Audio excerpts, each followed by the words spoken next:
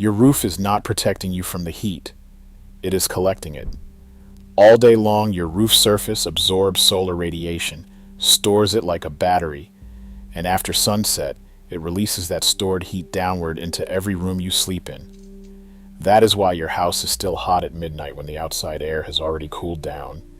And the only solution the modern market ever gave you was a machine that runs all night. A machine you pay to operate every single month for the rest of the time you own that house.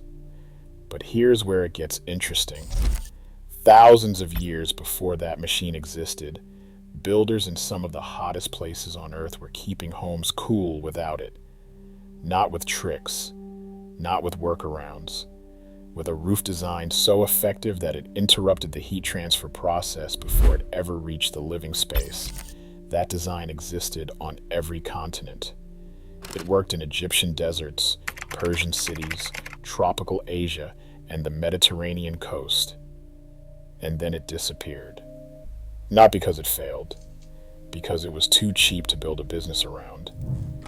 This is the story of the forgotten ventilated roof. And once you understand how it worked, you will never look at your energy bill the same way again.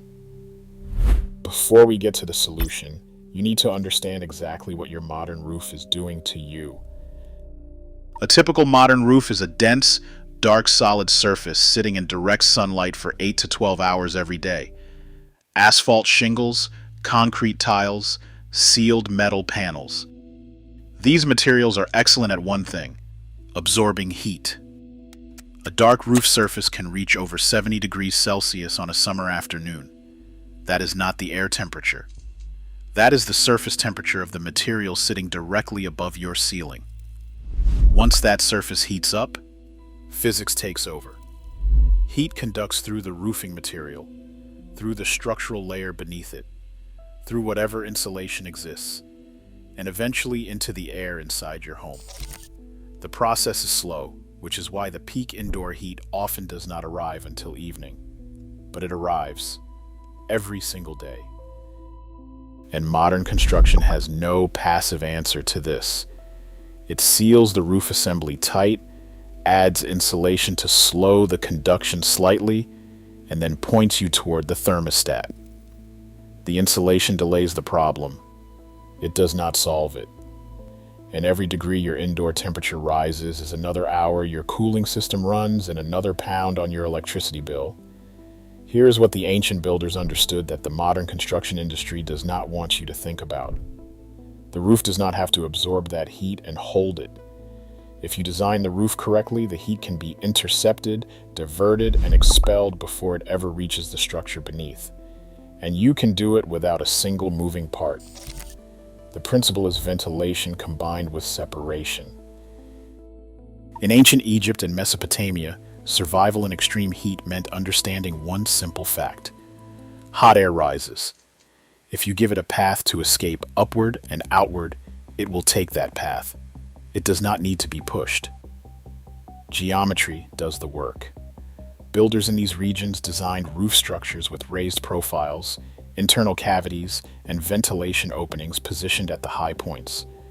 Hot air collecting beneath the outer roof surface rose naturally toward those openings and exited the building. The living space beneath never received that heat because the heat was already gone. Persian builders took this further. In climates where summer temperatures regularly exceeded 45 degrees Celsius, they combined ventilated roof cavities with wind catchers, interior courtyards, and high ceilings. The roof cavity was not just a gap, it was an active channel. Airflow moved through it continuously, carrying heat outward while cooler air entered from shaded lower openings. The entire structure worked as a single passive cooling machine. No electricity, no refrigerant, no maintenance contract. Across North Africa and the Middle East, the same logic appeared in different materials and forms. Builders used thick, lime-based finishes on exterior roof surfaces. Lime is naturally reflective. It does not absorb solar radiation the way dark asphalt does. Less energy absorbed at the surface means less energy available to conduct downward. The problem was reduced at the source, before it entered the structure at all. In tropical Asia, the approach shifted to address a different threat: heat combined with humidity. Builders there use steeply pitched roofs with deep overhanging eaves, open ridge ventilation, and breathable natural materials. The pitch and the overhang shaded the walls and windows below. The open ridge allowed hot, moist air to exhaust continuously. The breathable materials prevented moisture from being trapped inside the assembly, where it would add to the heat load inside the home. The Mediterranean added another layer. Builders combined reflective mineral finishes with layered roof assemblies that created a deliberate thermal delay. Heavy outer mass absorbed the morning heat slowly. Ventilation between layers expelled that stored heat before it penetrated inward. By the time the outer surface had absorbed and discharged the day's solar load, the interior had barely registered it. Different cultures, different materials, different climates, but every single one of them arrived at the same conclusion. A roof must not be a single sealed surface that traps heat above where people sleep.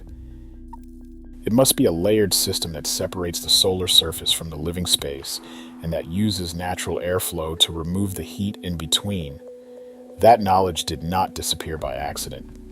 Modern construction standardized in the early 20th century around methods that were fast and cheap to replicate at industrial scale and easy to teach to unskilled workers.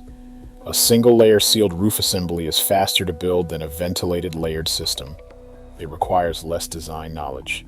It scales across thousands of identical housing units without any site-specific thinking. And once that standardized sealed roof became normal, the consequences it created became profitable.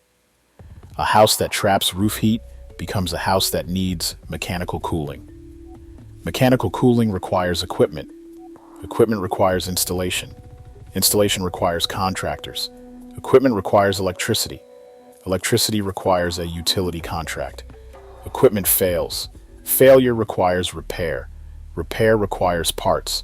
Parts require suppliers. And every few years, the equipment requires replacement. One simple design decision created a dependency chain worth billions of dollars every single year. The ancient roof design threatened every link in that chain.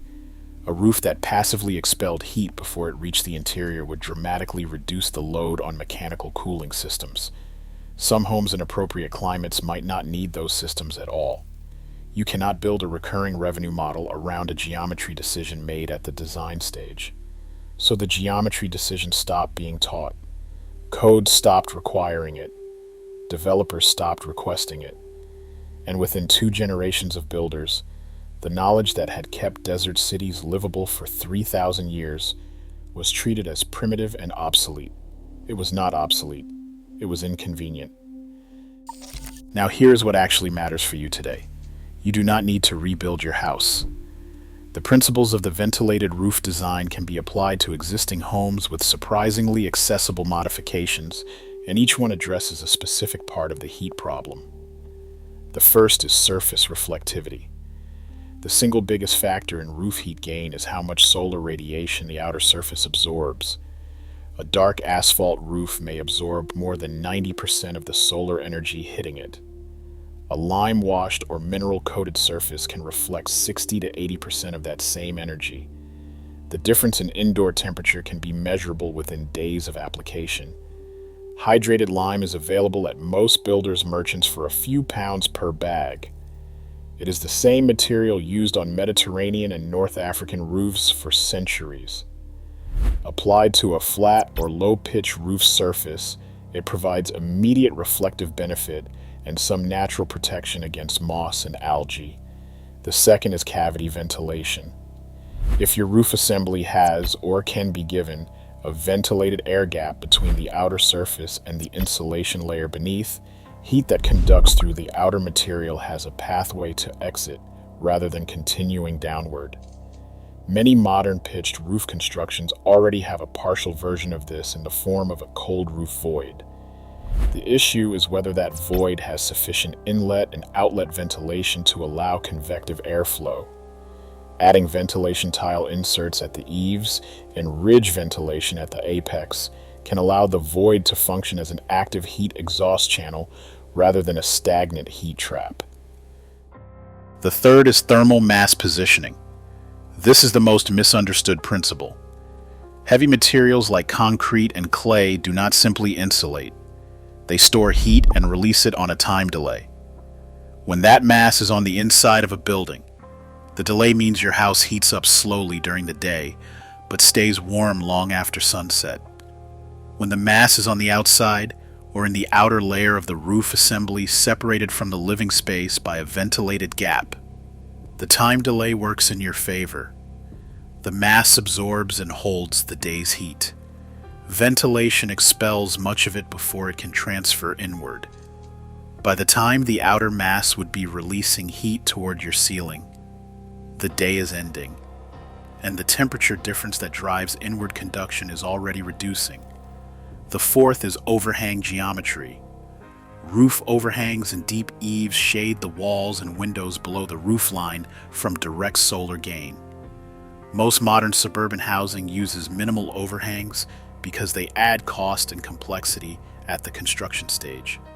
But a roof that shades the walls beneath it is reducing the total solar load on the entire structure, not just the roof surface. Even retrospective additions like external shading structures over south and west facing walls can reduce the total cooling load the roof and walls together place on the interior. None of this requires planning permission.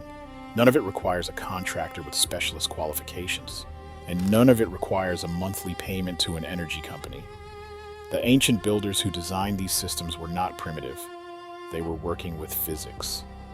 The same physics governs every modern building.